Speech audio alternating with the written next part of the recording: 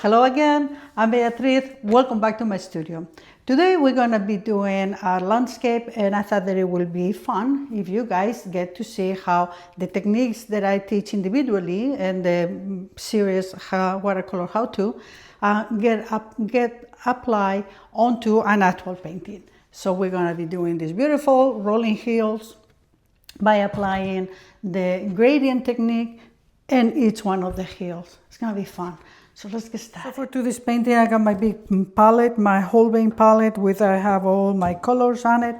And we're going to start by applying loose, fast sky. For that, I'm going to wet my sky a little bit. Nothing too fancy. Just a little bit of wetness. And every time that we do a sky and we want to create depth and distance, we go from more to less. So what does that mean? From dark to light, and things that appear far away are always the lightest. So after I wet my sky, we're gonna use today, let's use the cobalt blue, just making myself a mix of it. And we're gonna put something really loose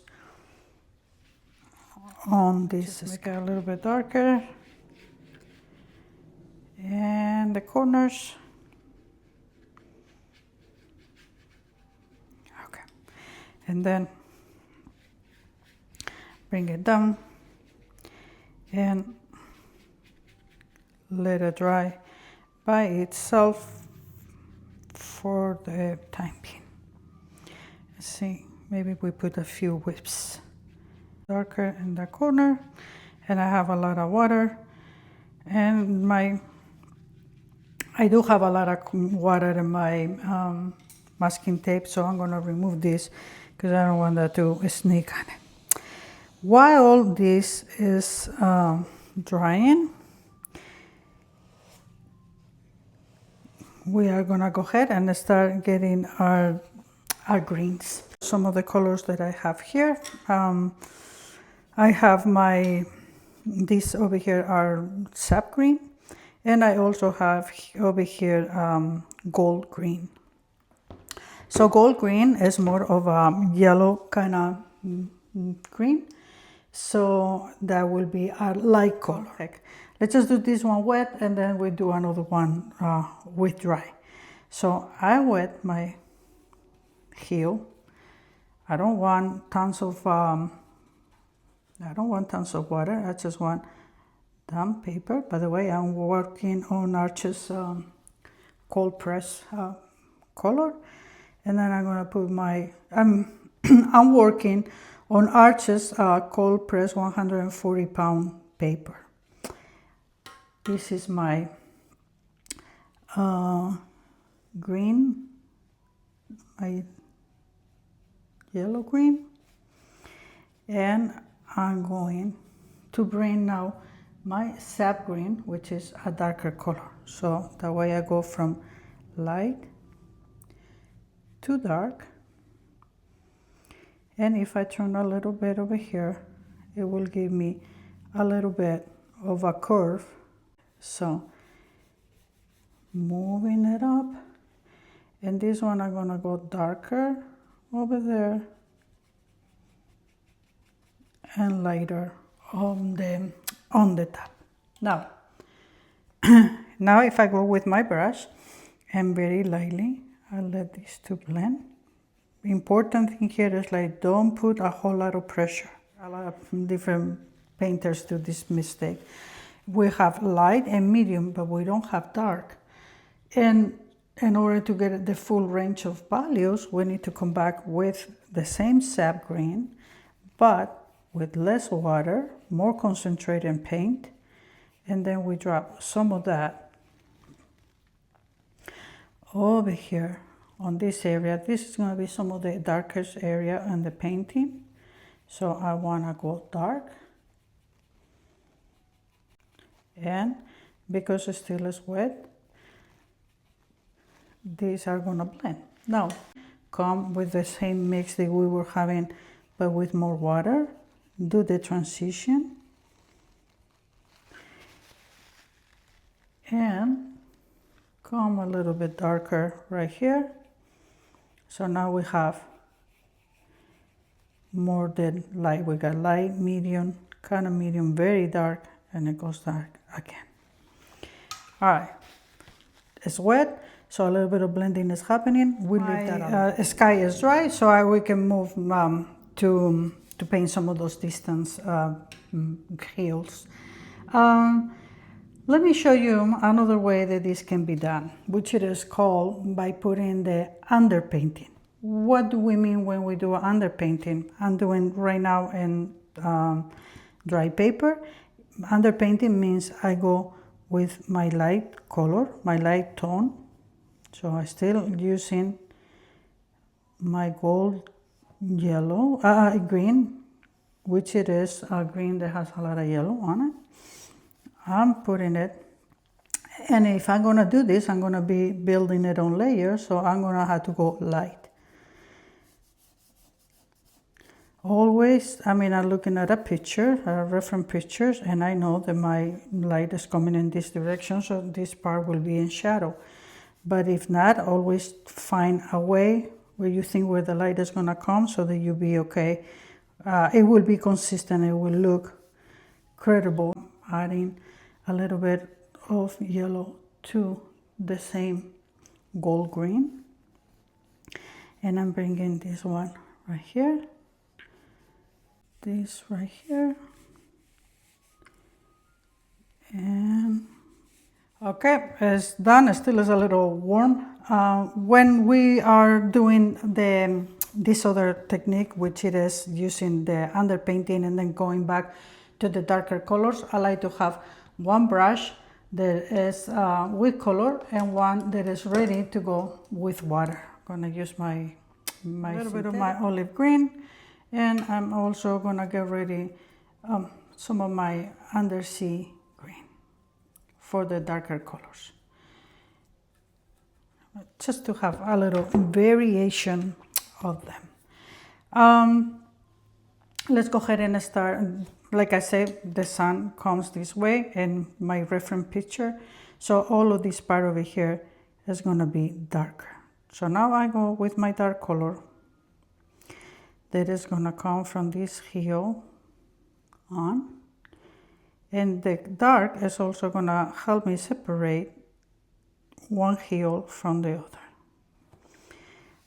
I'm carrying enough water that I can go in my brush, that I can take my time to do the lines, but this is without this drying. It's kind of like I have that bead that we were talking about in one of the previous videos about doing a flat wash. We're gonna bring the dark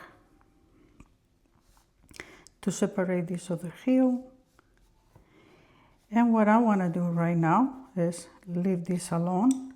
But with my brush that has a little bit of water, I want to soften these edges right here.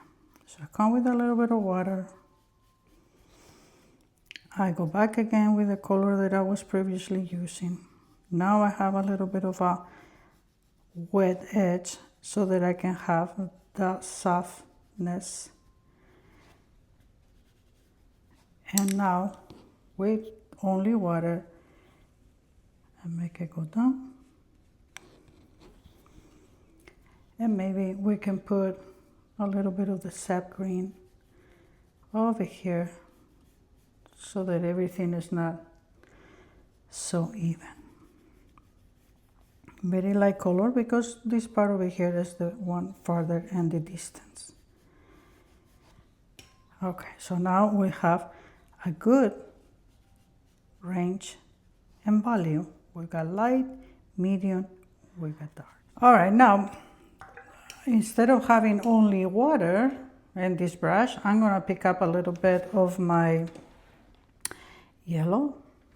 Can you see it? Yeah. So, a little bit of my yellow. This is gonna be my blending brush still. And I'm continue to get the Undersea green. I'm gonna put it on this top of the heel here to separate one from the other, but this time I'm gonna make it thinner because this is a thinner heel. And what I'm gonna do now is come with my yellow, my blending yellow brush, and then see, I'm making these two blend over there. And now I go with only water all the way to my edge. And look, I created a gradient.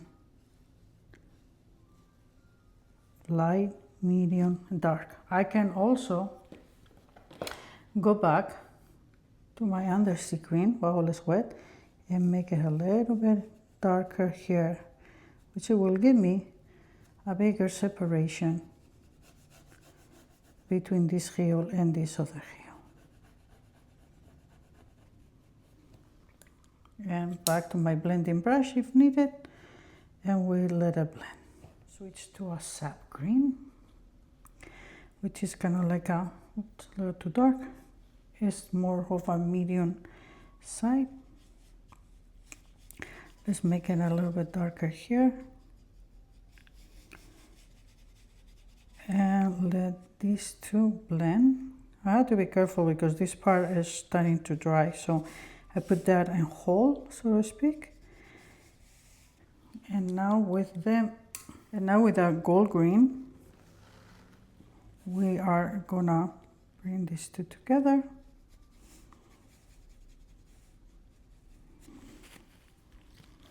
Let's move the sap. Bring a little bit of those darks.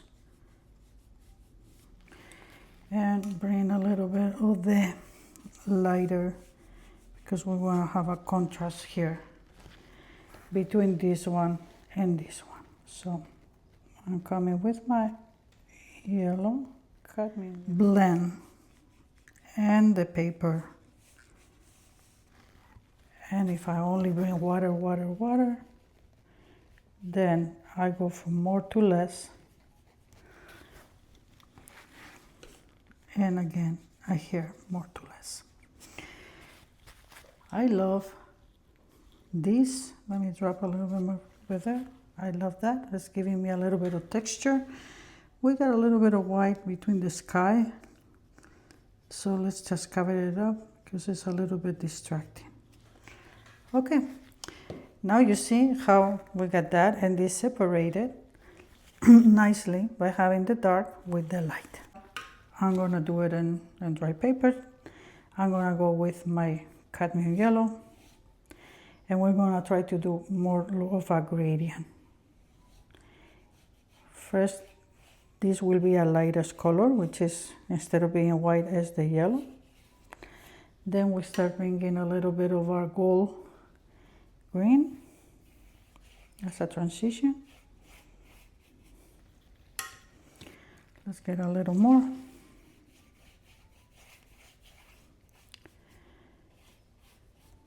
Okay, now we're gonna bring the olive green.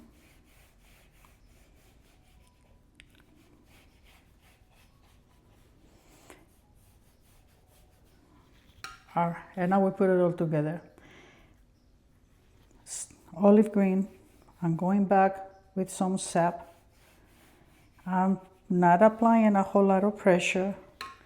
I'm bringing back my yellows, and I'm doing a gradient, going lightly, lightly, lightly, lightly. Very light pressure, so this blend. And then once more, the darker colors right here, closer to the edge. And that way we accomplish going from light to dark. All right, let's dry this and then we're gonna come with the last details and this painting will be done. So because I only have this dark in one area, let's see what happens when we bring it in more than one and how this painting is gonna improve a lot. So I'm going back to get my Undersea green. I also have some of my olive green ready, which are my two dark colors that I've been using.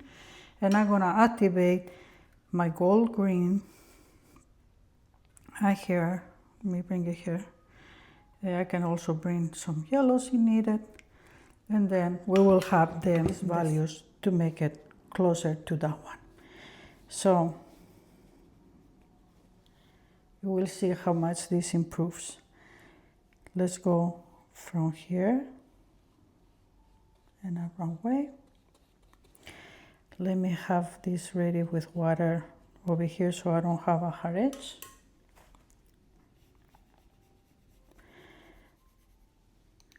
Let's keep bringing more of that.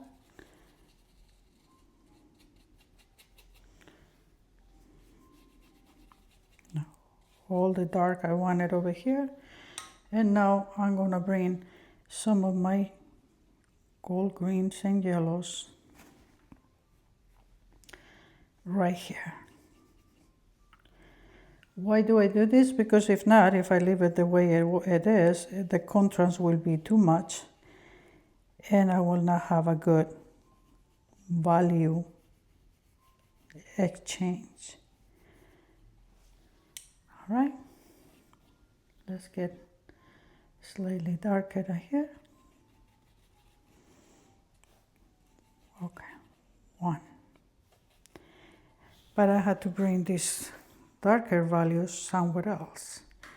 Where else am I gonna bring it? Let's just put some over here. This to be light, because the light is hitting there. Same colors that I use here, which is the yellow and the gold green. And now I'm gonna start bringing a little bit of my dark colors over here. Maybe some of the sap green over here, because we also want to have good green variation. And let's go back to the Undersea green. Bring a little bit. I don't want to make it completely dark, so I'm just going to bring a little. And now I'm going back to the yellow, lighten it up right here, lighten it up, and I bring some of the dark, let's just do the olive a little bit here, and the separation of these heels, and let's get some Undersea green as well. And let's just blend. Oops, wrong brush. Let's get the blending brush, the one that I have the yellow color on it.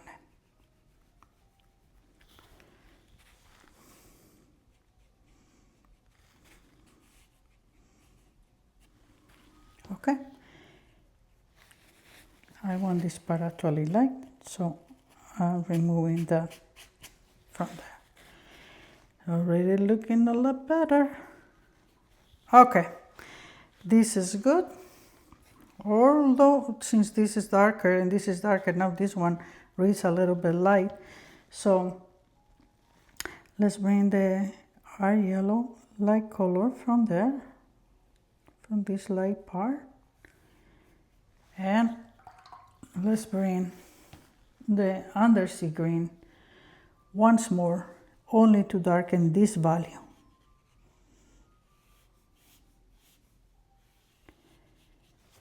Okay, we want to have, in this case, which it is like farther and this is closer, we want to have a sharp line. So let me show you what I mean in a minute. It curves, curve, curve, and now light, light, light.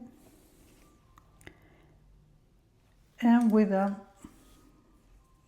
other brush with less water, that carry less water, I'm gonna come over here and make a hard line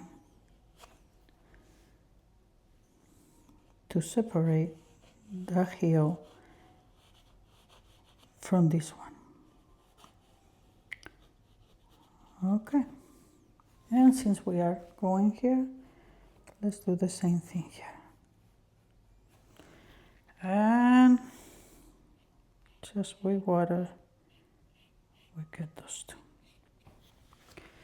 Ooh, it's looking so much better. Okay, we don't want this to be completely dark, but now this part over here looks like lost, so we need to strain this. We're not gonna go as dark as that, but we need to get it a little bit darker.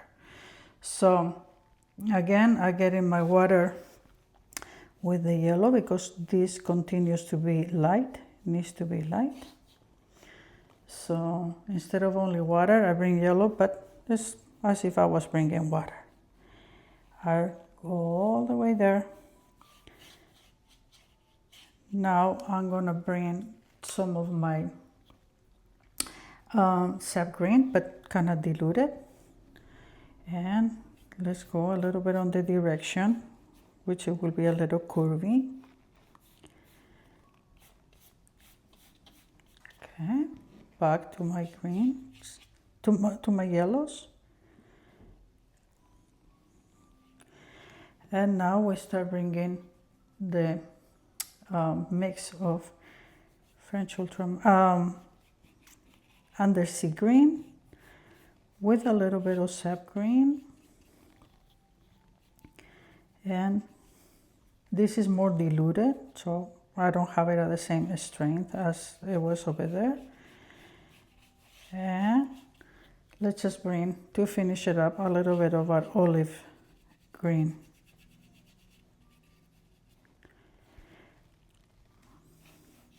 Okay, so I don't go as dark, but it's darker than it was. Let's just put a few flippy things. And again, a few of those, but with the yellow. And our painting is done. As you can see, our range of values got a lot better, but by doing that, practice your values, practice your gradients, because as you can see, we use it all the time. I hope that you enjoyed this, that you learned something today, practice these beautiful hills, and end up with a beautiful landscape at the same time. Let me know in the comments, why would you like me to paint this? And I will see you next time in my next video.